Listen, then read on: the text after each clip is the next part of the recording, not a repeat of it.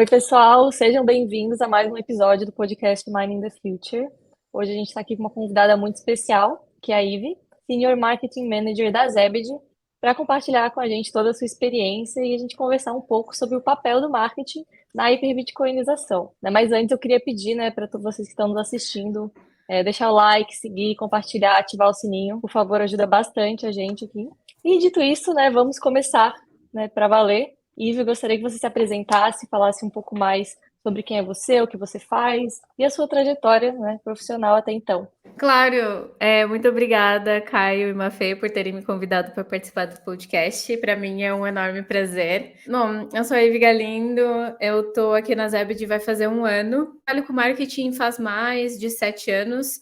Apesar de ter me formado em engenharia, o marketing conquistou meu coração desde o começo. Já trabalhei numa variedade de empresas, desde startup unicórnio, fintech, empresas que abriram IPO, até descobri que eu precisava focar minha carreira profissional em algo que acredito, e foi quando eu entrei na Zebed como Senior Marketing Manager. E ter sido uma experiência e tanto aqui dentro. Cara, não sabia que você tinha uma trajetória de engenheira. Você fez que engenharia onde? Conta um pouco mais disso. Claro, eu fiz engenharia eletrônica na Universidade Federal daqui de Santa Catarina. Metade da minha graduação foi aqui no Brasil e metade foi na Alemanha, na RWTH. Eu me especializei em automação de casa.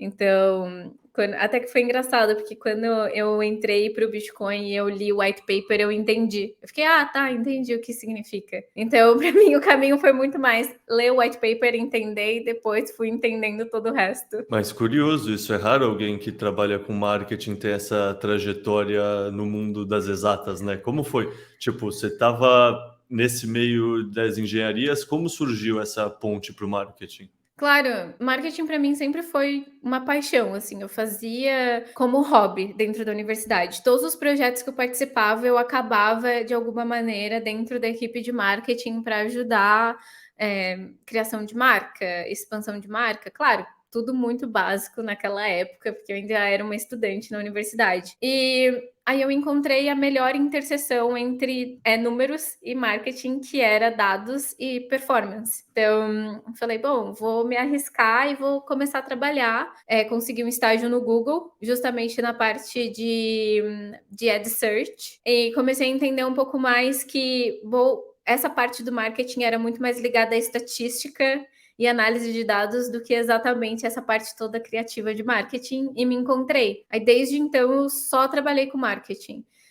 Minha carreira de engenharia durou 1 mês, eu acho. E logo depois eu já comecei no marketing, nunca mais parei. E você estava contando que você conheceu o Bitcoin e daí você mudou para Zebed. Zebed, sempre confundo como fala. Mas e como foi esse processo de conhecer o Bitcoin? Assim, você estava trabalhando no marketing, o que te chamou a atenção pela primeira vez? Como foi sei lá, como você se situou e conheceu isso como um todo? Olha, para mim, em algum momento caiu a ficha de, eu não acho que o governo deveria controlar a economia. Começou assim. Aí eu pensei, o que daria para fazer de diferente? Foi bem na época que eu conheci meu noivo, o Matheus, e ele começou a conversar comigo sobre o Bitcoin, me apresentou o white paper, eu li e falei, nossa, isso faz muito sentido como um curso financeiro. Deixa eu estudar um pouco mais. Comecei a estudar não só a parte tecnológica do Bitcoin, mas também toda a parte filosófica e todas as aplicações que também poderiam existir. E pensei, olha, eu tenho muito conhecimento em marketing, tem várias empresas no setor que precisam crescer por conta do marketing.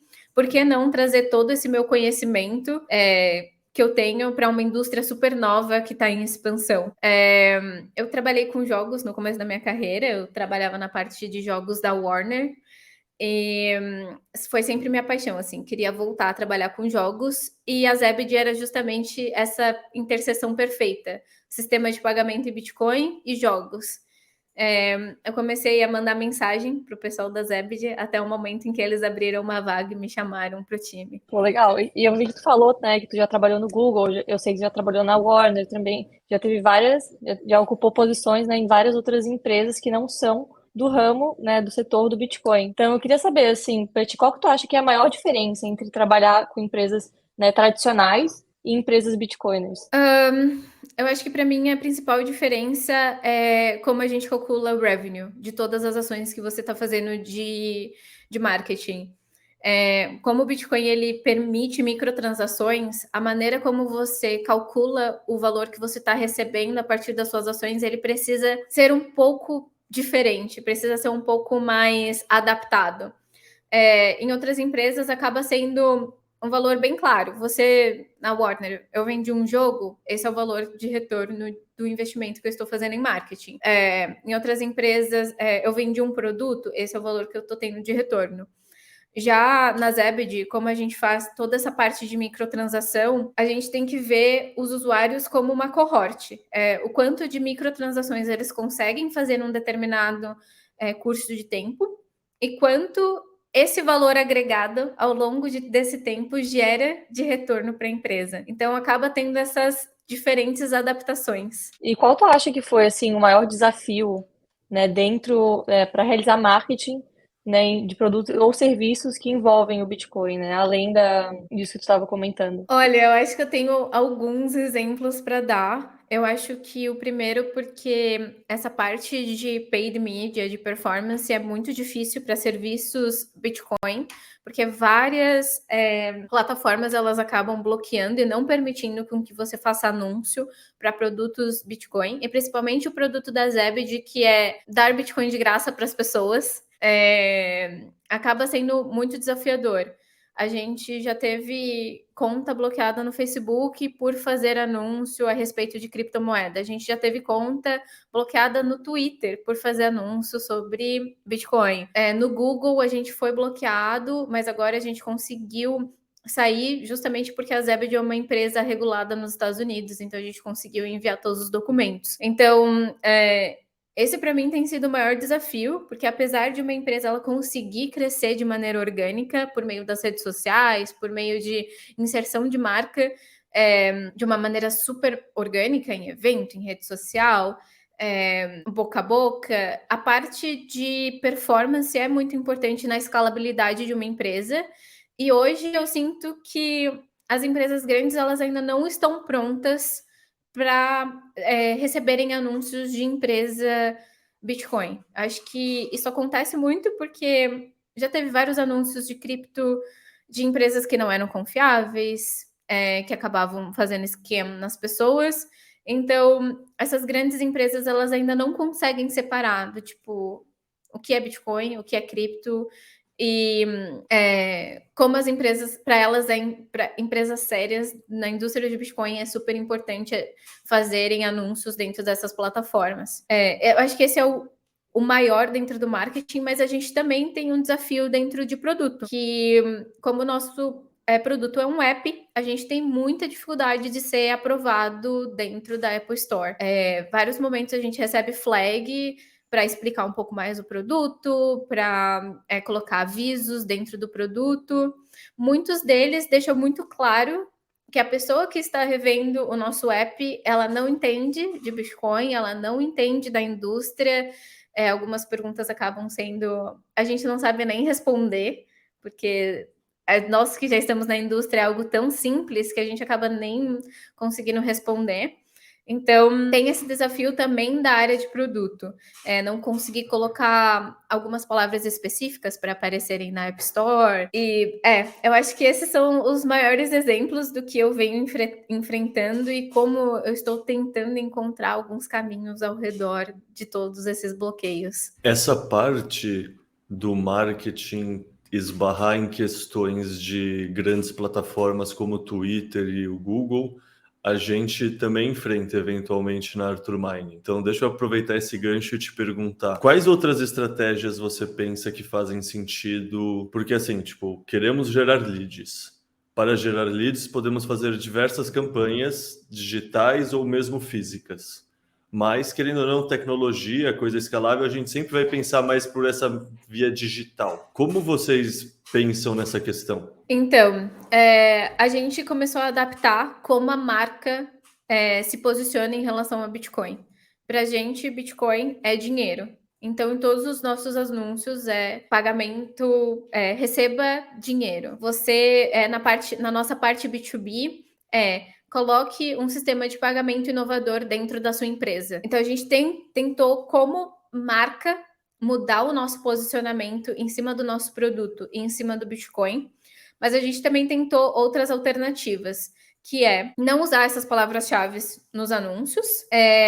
O segundo ponto, tentar procurar mídia programática para ter inserção em alguns canais que acabam sendo um pouco mais receptivos sobre Bitcoin, sobre cripto. E o terceiro a gente está fazendo teste e erro em todas as plataformas. Então, essa mensagem a gente consegue comunicar nessa plataforma e a gente não foi banida até então. Então, a gente mantém aquela mensagem vamos ver até onde vai rolar.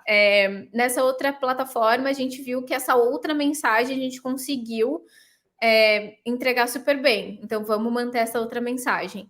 Mas eu acho que os 3 principais pilares foi revisitar a marca e tentar posicionar o nosso produto de uma maneira um pouco mais holística e trazendo Bitcoin em outros momentos de tomada de decisão do usuário.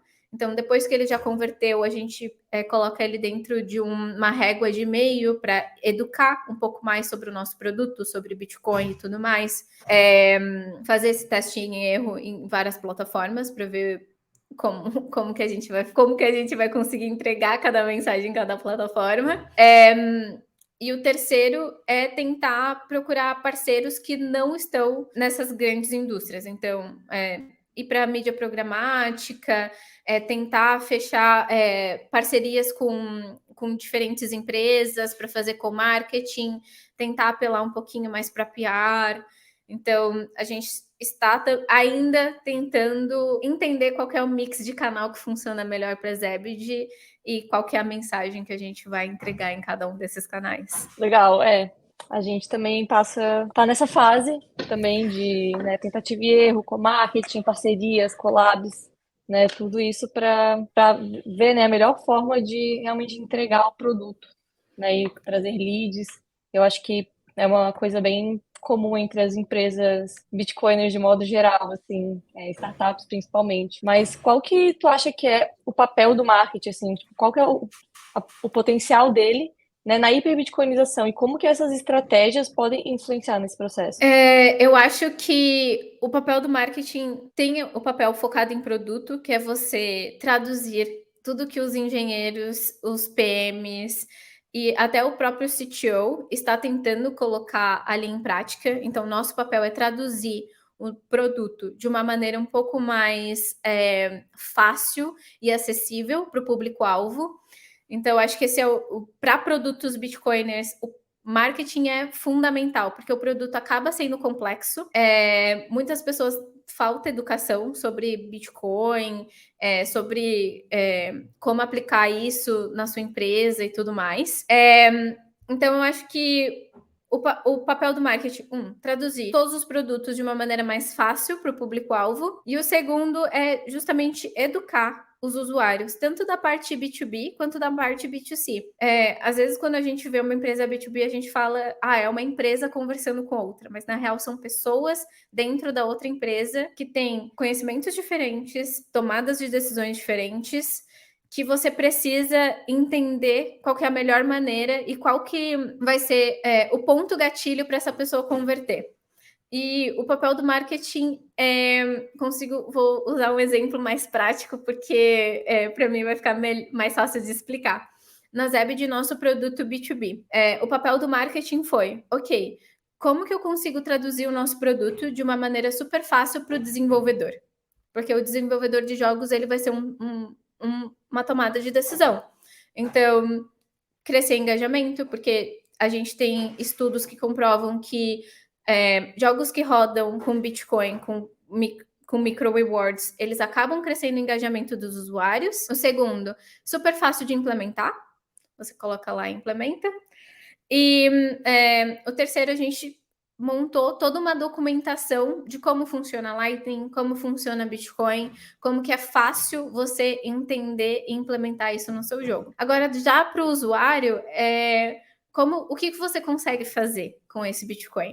Porque uma coisa que a gente percebeu é, as pessoas elas não querem receber uma moeda, elas querem aplicar isso no dia a dia delas. Então, para a gente não faz sentido a gente ir lá explicar o que é Bitcoin, por que isso é importante, por que é uma moeda superior e tudo mais. A gente só precisa chegar lá e falar, olha, isso é dinheiro, e você vai usar esse dinheiro no seu dia a dia. Você pode fazer isso, você pode fazer aquilo, você pode usar nessa ferramenta, nessa outra, você pode usar... Tem países que estão usando para você comprar frutas.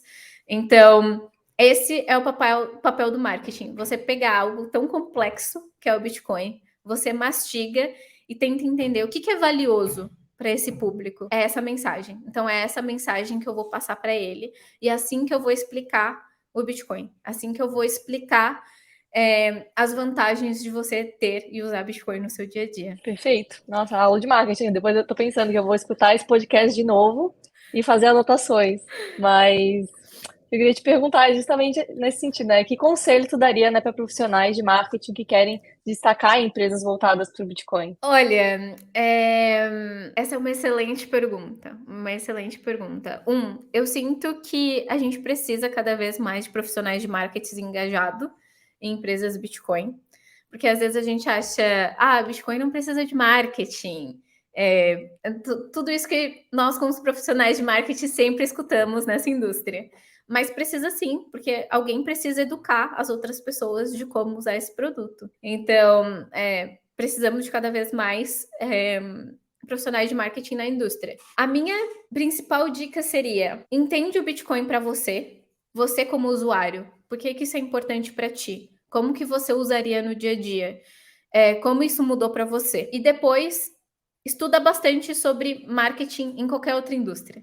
Então, faça um curso em fintech, em outras startups.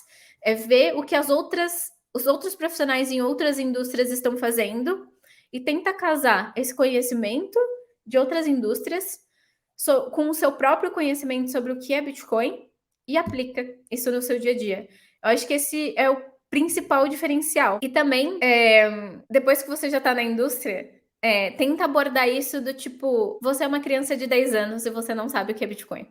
Como que você gostaria que alguém te explicasse isso? E monta toda a estratégia ao redor disso. Do tipo, como seria o primeiro contato? Como seria o melhor primeiro contato? Acho que esses são os meus principais conselhos. Uma coisa difícil, né? É o que você falou, como seria o melhor primeiro contato? E isso é uma coisa que eu sempre tenho como desafio quando eu vou explicar para alguém o Bitcoin, a mineração, que cada pessoa tem um primeiro contato muito diferente, né? Tipo, pessoas com dores diferentes, e querendo ou não é isso, se é dinheiro, muitas pessoas têm experiências muito diferentes com dinheiro, e essas experiências diferentes trazem dores diferentes. Um é como poupança, um é plano Collor, um é um meio de transacionar e não quer pagar IOF, tem o cara que quer mandar remessas internacionais. A gente ouve falar muito também da questão da volatilidade em relação ao dinheiro.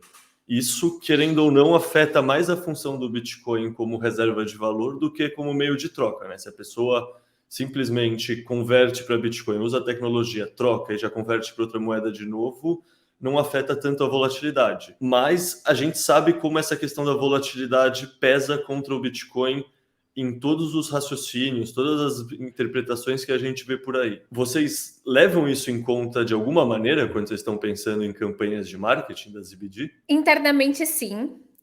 Porque como nós damos Bitcoin para as pessoas, a gente precisa balancear internamente a volatilidade sobre qual que vai ser a efetividade de uma campanha de acordo com o preço do Bitcoin.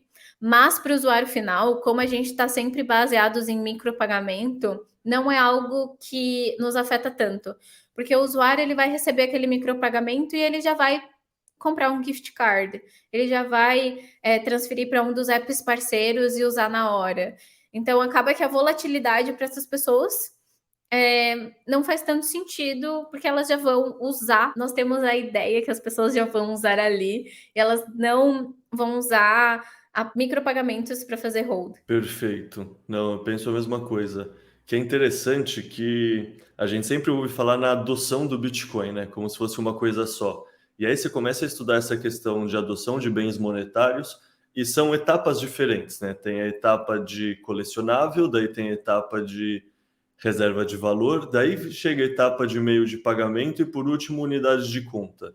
E assim, são etapas, mas no fundo é um grande degradê, então tem vários momentos diferentes acontecendo de maneira simultânea. E as pessoas que usam e reclamam da volatilidade é isso, são as pessoas que estão usando como poupança, né? A pessoa que está investindo para armazenar o dinheiro acumulado para o longo prazo, e aí dói você ver que o dinheiro que você está acumulando está valendo 50% menos.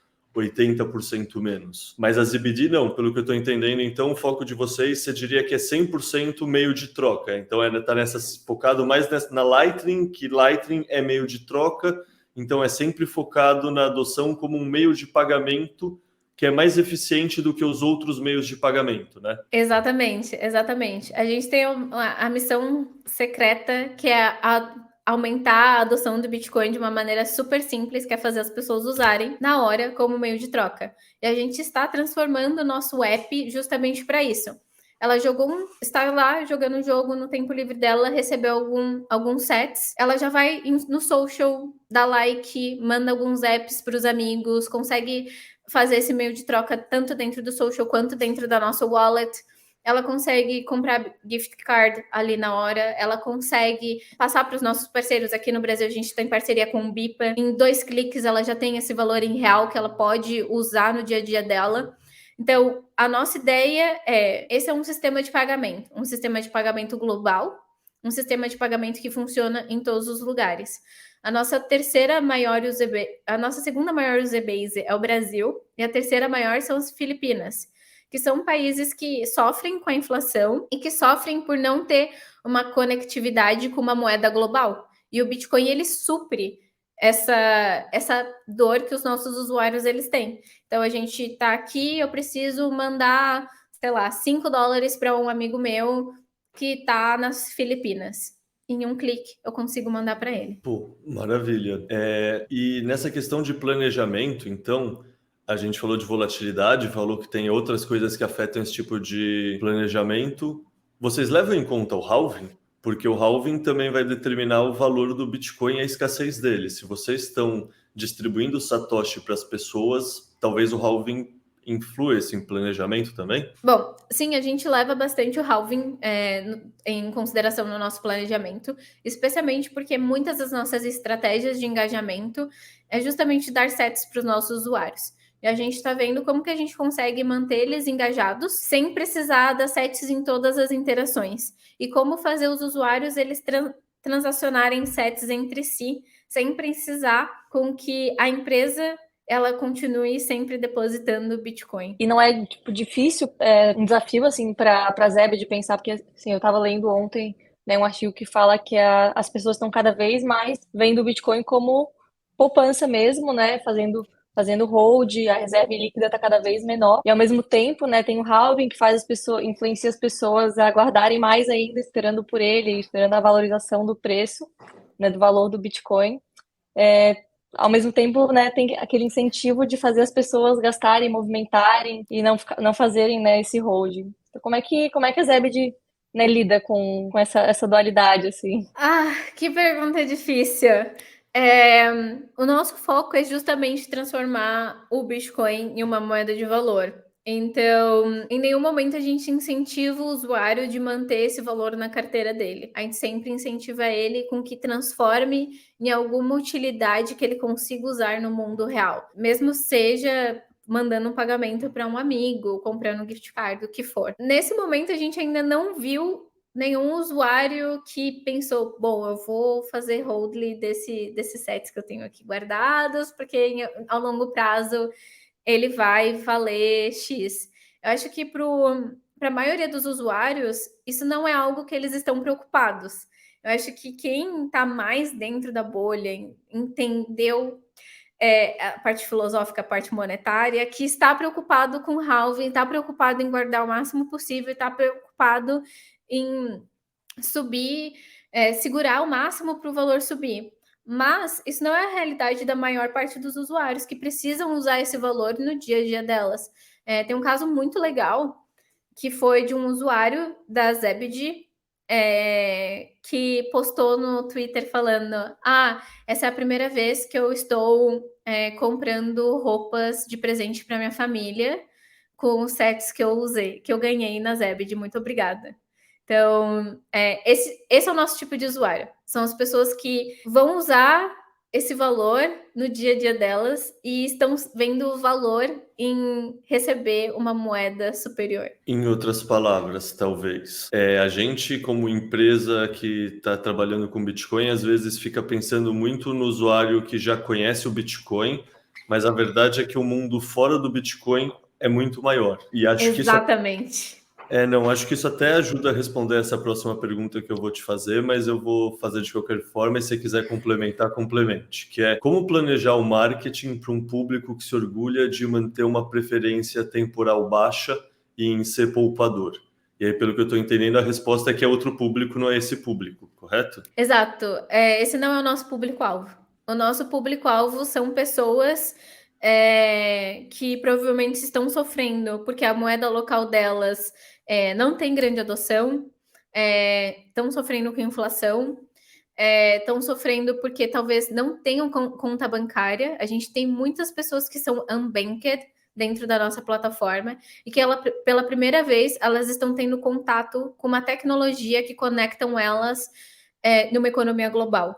Esse é o nosso público-alvo. É você empoderar uma pessoa que não tem acesso bancário a ter acesso às mesmas tecnologias que nós aqui nessa conversa temos. Perfeito. E agora, mudando um pouquinho de assunto, assim, entrando de novo falando sobre mais o marketing de redes sociais e influenciadores, qual tu acha que é o papel, né?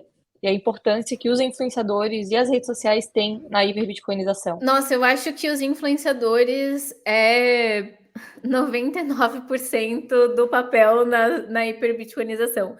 Não só fazendo parceria com as empresas para explicar o produto e tentar trazer a adoção de uma maneira mais prática, porque, ao meu ver, os produtos bitcoiners, eles aceleram a adoção porque eles trazem praticidade e aplicabilidade no dia a dia para esses usuários, mas também em fazer todo esse heavy lift de explicar o que é Bitcoin, explicar o porquê do Bitcoin, explicar como que ele funciona como moeda, como ele funciona como reserva de valor, que é um papel que eu não vejo como sendo mais responsabilidade das empresas, mas sim sendo responsabilidade dos influenciadores, que em algum momento as empresas vão fazer alguma parceria, porque o público que ele está conversando já vai ver algum valor no seu produto, já vai ver algum valor na aplicabilidade que você está oferecendo. Eu acho isso muito, muito importante, até que a gente tem parceria com o Kevin Rook, ele que apresenta todos os nossos Twitter Spaces, ele acaba falando da Zebed em outros contextos também, justamente porque ele tem um podcast onde ele fala bastante sobre Bitcoin, e a gente viu essa sinergia entre os nossos trabalhos. Então, assim, eu admiro muito todas as pessoas são influenciadoras, porque elas têm um papel que é fundamental na educação e que hoje eu vejo que faz muito mais sentido elas fazerem esse trabalho educacional, porque ela vai ter um contato mais pessoalizado com o público-alvo do que uma empresa. Eu acho que quando uma empresa tenta fazer esse papel, soa muito marca, soa muito estou tentando te vender algo.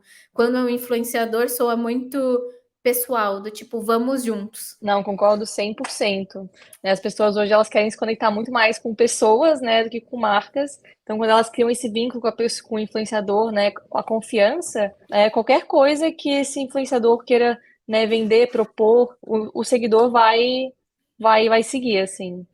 Né? E falando de educar o público, né, quais tu acha que são os principais desafios, né, de educar as pessoas sobre o Bitcoin? Olha, recapitulando alguns dos assuntos que a gente trouxe aqui, eu acho que, identificar que existem diferentes públicos-alvos. Então, tem a pessoa que vai usar isso como poupança, mas vai ter a pessoa que vai usar isso no dia a dia. O segundo ponto é você explicar que hoje já existe aplicações em que você consiga usar o Bitcoin como uma moeda corrente. Então, acho que esse é um grande desafio de você mostrar para o usuário que essa moeda que você está recebendo, ela não é uma moeda X que vai ficar lá sentada e que não tem valor nenhum, e que, ou então para você converter essa moeda, você precisa passar por 1 milhão de estágios até conseguir ver um valor real. Esses sets que você está recebendo, você já consegue usar agora, se você quiser. Você já consegue ir na Bitrefill comprar um gift card, você consegue mandar para a BIPA e transferir por Pix. Você consegue, em alguns lugares do mundo, já usar para pagar o seu café, para você fazer o mercado. Então, acho que o desafio é você explicar para o usuário que essa moeda tem aplicabilidade real naquele momento. Então, você consegue usar agora. Você não precisa esperar. Você pode, em alguns cliques, ter algo que seja palpável para você. Sim, eu concordo. Eu acho que também outra dificuldade, né, é que a gente, né, eu como produtora de conteúdo, comecei, né, do zero, assim, ensinando o que é Bitcoin, porque ele é importante, como compra, como guarda. Só que isso é algo que tem que ser feito constantemente, né, porque ainda é uma parcela mínima da população que conhece o Bitcoin. E sempre tá chegando gente nova querendo aprender. Então, assim, é muito importante nunca achar que é óbvio, né? Ah, não, já expliquei o que é Bitcoin. Agora eu não preciso mais. Não, tipo, é uma coisa que tem que ser reforçada de tempos em tempos, continuamente, por muito tempo ainda. Eu acho que o básico ainda vai precisar ser dito por muito tempo, assim. Às vezes eu vejo muitos perfis que tu entra, assim, que eles, né, querem educar sobre Bitcoin, mas só falam de coisas muito complexas, que a pessoa vai ver, vai bater o olho e fica, cara, é muito complexo isso, não é pra mim. E às vezes já vai fazer ela meio que criar um bloqueio, né? Então, e manter uma linguagem acessível também é muito difícil, assim. Até principalmente por causa de ego, né? A pessoa que entende Bitcoin, que é uma coisa complexa, ela quer mostrar que ela entende, né? E às vezes ela não quer, ela quer tornar acessível, mas fala de blockchain, mineração, sei lá, às vezes a pessoa não consegue entender, né? O que pra gente já faz parte ali do Bitcoin, né? Mineração, blockchain, enfim. Então, realmente usar uma linguagem acessível é bem importante também para ajudar, assim, a realmente educar o público. E é isso. Agora eu queria que a gente brincasse um pouco de prever o futuro, assim. Eu queria saber qual que é a tua visão sobre o futuro do marketing, né? E quais as tendências ou inovações tu vê, assim, para esse nicho, né? Relacionado com o Bitcoin. Nossa, eu acho que o papel do marketing em empresas da indústria do Bitcoin vai ficar cada vez mais evidente. Enquanto as empresas vão continuar crescendo e enquanto elas vão crescendo, elas precisam encontrar escalabilidade, elas vão perceber que elas precisam estar inseridas em outros contextos, fazer penetração de marca em ambientes que elas não faziam a menor ideia e vão precisar adaptar a sua linguagem para continuar avançando e crescendo como empresa. E esse papel é 100% do marketing. É como você identifica o próximo público-alvo, como você cresce a empresa.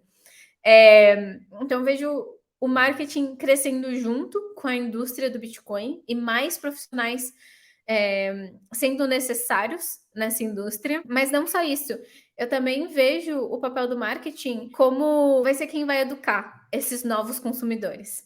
Então, esses próximos consumidores, claro, eles vão vir muito de influenciadores, vão vir muito de produtores de conteúdo, mas eles também vão vir de, poxa, eu vi essa empresa em que eu consigo mandar uma grana para o meu amigo que está em outro país. Pô, vou usar ela, faz muito sentido para mim, é isso aí, bora. E esse é o papel do marketing, assim, você também educar as próximas gerações de usuário. E não só isso, eu vejo que está existindo avanço de tecnologia em vários sentidos. Agora a gente tem inteligência artificial, a gente tem tantas coisas novas que trazem essa escalabilidade para os times de marketing, que eu acho que o nosso papel vai ser, ok, como que eu consigo casar isso com o que eu faço hoje em dia? E como que eu consigo trazer escalabilidade para a palavra do Bitcoin? E como eu consigo transformar essa mensagem em diferentes maneiras para diferentes contextos? Deixa eu te perguntar uma coisa então agora, Ivy, que aqui tem 3 pessoas conversando e nenhuma das 3 fez propaganda e publicidade e hoje em dia as 3 estão trabalhando na área. Vamos imaginar que tem alguém de fora escutando a gente que talvez esteja achando interessante essa conversa, essa pessoa entende um pouco de Bitcoin, e essa pessoa entende pouco de marketing. Essa pessoa, estudando um pouco de marketing, ela tem espaço no futuro? Porque pelo menos a gente aqui dentro da Arthur, o mais difícil não é encontrar alguém que entenda de marketing, o mais difícil é encontrar alguém que entenda de Bitcoin e de marketing, e essas duas coisas juntas. Como isso é aí para vocês e como você vê isso no geral? Ai, ótimo que você trouxe essa pergunta, porque eu acabei de reestruturar o meu time dentro da Zebed. E quando eu estava procurando profissionais, uma das coisas que eu pensei dentro da Zebed, nós temos 90% de pessoas 100% Bitcoiners, que entendem super do produto. Eu vou querer trazer alguém que já ouviu falar, mas que não entende de Bitcoin e que vai trazer uma visão completamente fresca para dentro do nosso produto. O time que eu contratei, nenhum deles tem experiência prévia com Bitcoin. Uma delas já trabalhou em fintech, entende um pouco de cripto, entende um pouco de Bitcoin, a outra pessoa não entende nada. E foi muito interessante escutar elas e entender qual que está sendo a sua dificuldade. O que você não está entendendo na mensagem? O que a gente está fazendo de diferente? E essa visão fresca que essas pessoas trouxeram fez com que internamente a gente começasse a trabalhar em todo um novo posicionamento de produto, em todo um novo posicionamento de marca. Então, eu acho legal as pessoas elas terem um pouco de conhecimento de Bitcoin, também terem um pouco de conhecimento do marketing e encontrar uma maneira de como ela consegue casar ambas. E para os profissionais que estão contratando, é ser um pouco mais aberto a receber pessoas que realmente não entendem de Bitcoin, porque essas pessoas elas vão trazer uma visão completamente fresca, sem ter bias nenhum, e ela que vai te dar o feedback real sobre o que o seu produto está acertando e o que o seu produto não está acertando. Então, eu vejo, tipo, pro profissional, cara, se arrisca, vai estudar um pouco, mas também não se preocupa muito, estuda de marketing, começa a se interessar no mercado, porque é um mercado que está crescendo muito, é um mercado que vai abrir muitas vagas nos próximos anos. E para as pessoas que estão contratando, ter um pouco mais, principalmente se for Bitcoiner, que eu acho que essa é a principal dificuldade, um Bitcoiner contratar alguém que não é ter essa cabeça um pouco mais aberta do tipo, sim, é importante ter muitos Bitcoiners dentro da empresa, mas também é importante você estar sempre trazendo essa visão fresca para dentro da empresa.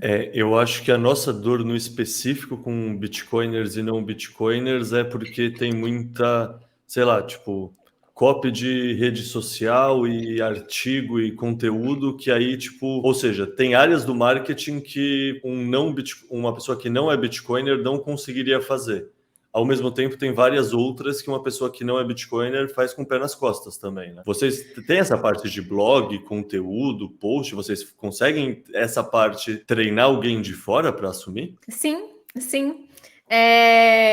Como nós temos bastante Bitcoiners dentro da empresa, quando a gente pede algum copy ou algum blog post, a gente faz um briefing super detalhado. Olha, o produto ele funciona assim e a gente quer comunicar isso. Como que você entende essas duas coisas? E aí a pessoa vai te dar feedback e ela vai montar o texto de acordo com a percepção dela. E claro, sempre vai precisar, se é algo muito técnico, vai precisar de algum Bitcoiner para rever e fazer os ajustes necessários. Mas nada que um bom briefing não resolva. Eu estou vendo bastante isso, assim. E a segunda coisa é fazer um excelente onboarding. Você ter pessoas de áreas distintas da empresa, com visões diferentes sobre Bitcoin, com visão diferente sobre a aplicabilidade do Bitcoin dentro do seu produto, que vão instruir essa pessoa e que vão ter conversas e que vão ensinar para que depois de um tempo essa pessoa ela consiga aplicar o conhecimento que ela absorveu ali dentro no dia a dia do trabalho dela. Boa, ótima resposta.